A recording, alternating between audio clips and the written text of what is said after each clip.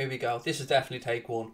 What is up, everybody? You are very welcome along to the latest Anfield Agenda One Football News crossover video. This is being brought to you by our friends at One Football. If you haven't downloaded the fantastic, completely free One Football app yet, what are you waiting for? There's a link in the description, and it is the only thing that you will need to get you through a busy, hectic, festive period of football. You get everything. You get the fixtures, you get the video content, you get the statistics, you get the augmented reality features, you get everything that the football fan in you needs. All you need to do is use the link in the description below. Without any further hesitation, let's get stuck into the first story, and you won't be surprised to see that story number one revolves around my favourite, Jude Bellingham. Jude Bellingham is going to come to Liverpool at some point. That's my belief. People will think I'm deluded. I don't think it's going to be this January. I don't think it's even going to be next summer. But this article here that uses the Mirror as a source suggests that Liverpool are front of the queue for Jude Bellingham's signature.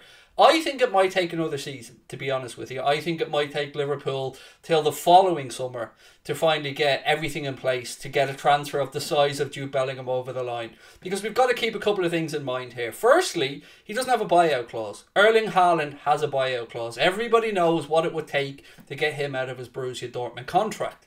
There's no such clause with Jude Bellingham. There's even talk that Borussia Dortmund are trying to bring his brother Job over to make the family stable and really settle them down in Dortmund. But I think ultimately Jude Bellingham, I think he has his eyes set on a move to Liverpool. I do. You might think I'm deluded. That's okay. You won't be the first. You definitely won't be the last. But do let me know your thoughts on this story or the whole Bellingham. Is it a saga yet? Probably not a saga yet, but it will be by the time I'm finished with it. Don't worry about it. I think he ends up at Liverpool. I would disagree with the Mirror in this case. I don't think it's going to be next summer. I think it'll be the one after. But as always, couldn't do an Anfield Agenda One Football News video without talking about Jude Bellingham. So look, we'll move on to story number two. Right, ladies and gentlemen. So story number two today revolves around the opinion of Ranieri of how Inter could beat Liverpool in the Champions League round of last 16. I'll give you a spoiler though. They won't. We will be knocking Inter Milan out. But this article speaks about how Ranieri thinks, one, that Klopp and Liverpool are a perfect match, that they're made for each other, but that you can see Inzaghi's work all over this Inter Milan team. And look, I'm not trying to downplay Inter Milan here. They're a good football team. Serie A isn't what it used to be. It's not of the calibre that it once was, but they are still probably the pick of the bunch in Serie A. That being said, we've already gone over to Italy this season, beaten AC Milan at the same stadium, who are fighting with Inter at the top of Serie A. And look, I don't think it'll be any different when we play Inter Milan. I think we will comfortably beat them over the course of the two legs, maybe 2 or 3 goals in the difference in aggregate, but I'm intrigued to see how Ranieri thinks that Inter could do a job on us, because I don't think even Inter's best day they can cope with Liverpool. I don't. I know they've got Dzeko, I know they've got Lautaro Martinez, I know they've got some good calibre footballers there, some good technical footballers as well. They will work hard, but I just think ultimately,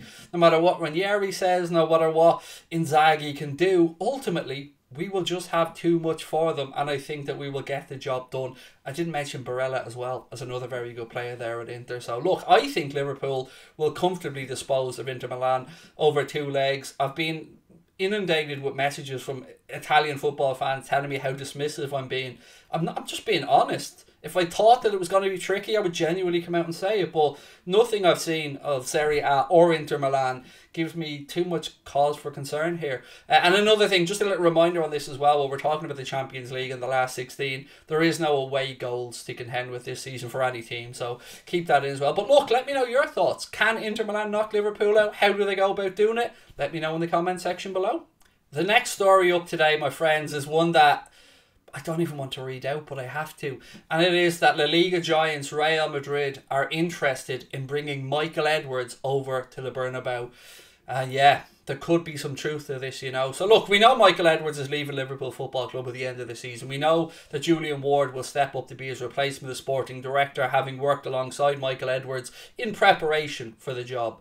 We do know that Newcastle were rumoured to be interested in bringing Michael Edwards there, and why wouldn't they be? Michael Edwards is absolutely phenomenal at what he does, but I can understand that maybe the sporting project at Real Madrid, a beautiful city to live in as well, a new culture, and potentially new funds, a lot of funds under Florentino Perez, perhaps to rebuild up Real Madrid, to maybe get back to Galacticos era. I don't know.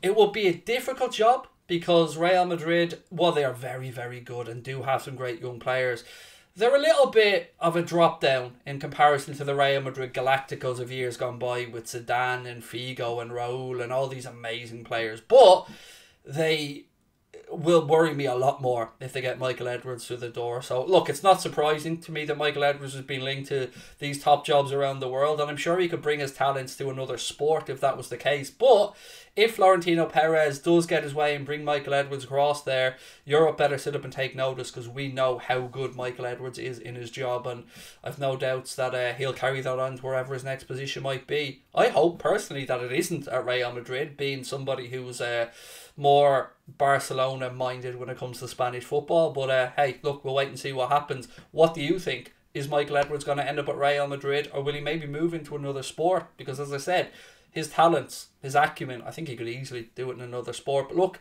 let's wait and see what happens.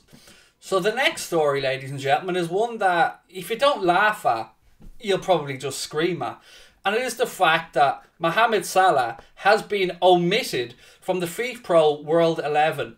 Two Liverpool players do make the shortlist in Alisson Becker and Trent Alexander-Arnold. But look, this is just ridiculous. I don't care who votes for it, how it's voted for. To put up a FIFA best 11 team and not have that team include Mohamed Salah is just all kinds of wrong. I'm sorry, it does. We've seen the Ballon d'Or. I think obviously Lewandowski was robbed. That's my opinion of it. Lovely and Messi, but I don't think he deserved another Ballon d'Or. But it just yet again shows us that these award ceremonies, they just are just foolish. They're stupid. How can you not have Mohamed Salah with the form he's been in the FIFPro best 11? I don't know. I think it's deluded. I think it's mental. But I'm sure that people are going to point out to me there's probably valid reasons why. I don't care. I'll be honest with you. I don't care.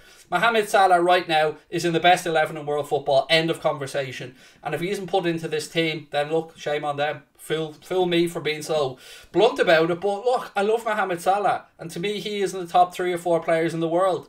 On current form, in the top 1 or 2 players in the world. But I don't know. It's just another snub for Mohamed Salah. And I hope he uses it as fuel. I hope he uses it to better himself, if that's even possible. Because look, his desire, his determination, his focus is second to none. And next year, I genuinely think he'll be in the Ballon d'Or conversation. Not only in it, I think he should win it. I think a lot will depend on, of course, how he gets on at the AFCON, how Liverpool do in the Premier League and the Champions League. But I don't know. I'm sick of the disrespect. I know a lot of Liverpool fans are as well. And I'm sure that there are more players omitted from this list who should have been there. But it is just ridiculous that you haven't got Mohamed Salah in there. So look, let me know your thoughts on it. I thought really, look, unless your thoughts are in agreement with me on this one. Usually I'm all for diplomacy and I'm all for people's opinions. But if you don't agree that Mohamed Salah should be in the best 11 in the world, I honestly don't know where your head's at. You're either a real anti-Liverpool fan or, I don't know, maybe a valid point. Maybe I'm the one that's deluded here. Heck, it wouldn't be the first time. But for me, it's madness. I don't agree with it. And I don't want to see it happen to Mo again. So look, let me know your thoughts on it. Who do you think should have been in there? Do you think Alisson should have been in there? Do you think Trent should have been in there? They're the only 2 Liverpool players that are in the nomination. So look, I don't know. Again, we go around in circles here. But at the end of the day, I think Mohamed Salah should be in there. So look, let me know.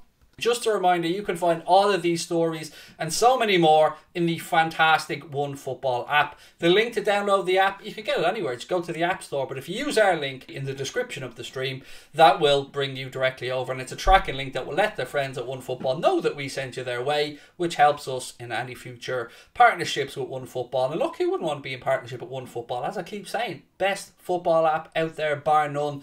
Hit that subscribe button and turn notifications on. I will be back in a couple of weeks with another one of these Anfield Agenda OneFootball News crossover videos. Until then, thank you guys for tuning in and have yourselves a wonderful week. Bye bye.